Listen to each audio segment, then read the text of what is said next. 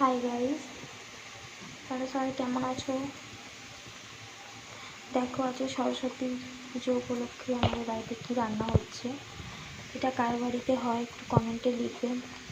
এটাকে বলে গোটা, খেতে খুব সুন্দর, বাড়িতে বানিয়ে ট্রাই করো।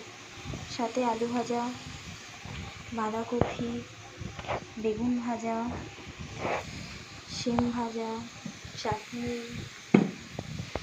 আরও অনেক মেনু হবে। বাড়িতে বানিয়ে ট্রাই করো কেমন।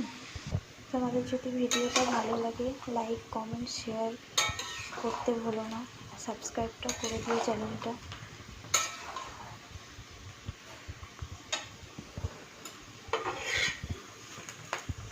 এরকম আলু ভাজা খেতে কার কার ভালো লাগে কমেন্টে লিখবে। আর যে যে আসতে চাও আমার বাড়িতে চলে আসবে।